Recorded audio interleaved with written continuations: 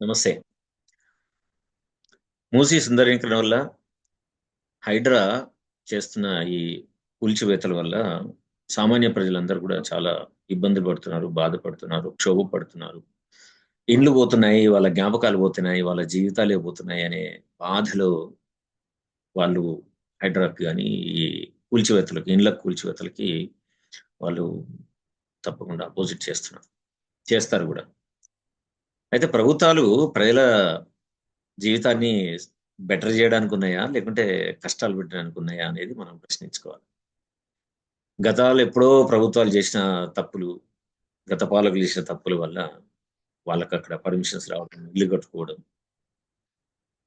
ఆ ఇళ్లలో ఉన్నందుకు ఇప్పుడు ప్రభుత్వం వచ్చి దీన్ని తీసేస్తే గాని మనము హైదరాబాద్‌లో ఉన్న ఫ్లడ్స్‌కి మనం ఆస్కారం ఇవ్వకుండా ఒక ఛానలైజ్ చేయొచ్చు అని ఒక మంచి ఆలోచన చేసింది. అందరూ ఆహ్వానించాల్సిందే.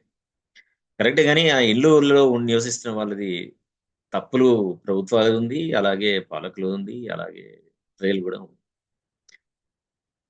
ఎన్నో సంవత్సరాల నుంచి వాళ్ళు జీవిస్తున్నారు. ఇప్పుడు వాళ్ళకి మీరు ఆల్టర్‌నేటివ్ రిహాబిలిటేషన్ చూపిస్తా అన్నారు. బాగుంది. కానీ ఈ పనిని ముందే చేయొచ్చు కదా!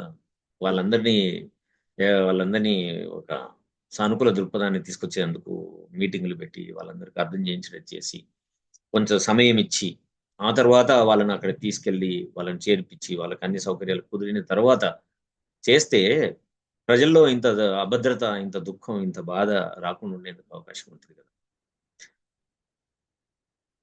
సో, ఇంతమంది ఇంత పెద్ద వ్యవస్థ ఎంతోమంది ఐఏఎస్‌లు ఆఫీసర్‌లున్నారు, ఐపీఎస్‌లున్నారు, కలెక్టర్‌లున్నారు.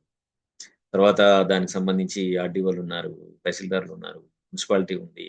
ఇంత పెద్ద వ్యవస్థ ఉన్నప్పుడు, ఒక పని జేసినప్పుడు దానికి ముందే కాన్సీక్వెన్స్ ఆలోచించి, ప్రజలకు దగ్గరికెళ్ళి, ప్రజలకు కావాల్సిన అన్ని రకాలైన సానుకూలంగా సదుపాయాలు కలుగజేసి చేస్తే, ఐ థింక్ ప్రభుత్వం తీసుకున్న మంచి నిర్ణయాలకు సపోర్టింగ్ ఉంటుందని అనిపిస్తుంది.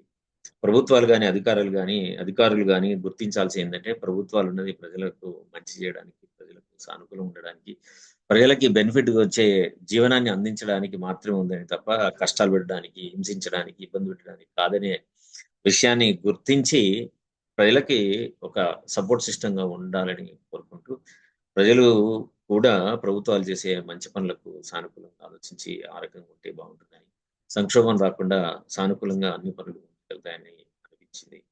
సో, కష్టాల్లో ఉన్న ప్రజలందరూ గూడా ప్రజలు అలాగే ప్రభుత్వాలు కూడా సానుకూలంగా ఉండాలని, ఉంటాయని ఆశిస్తున్నాను. By by. Take care.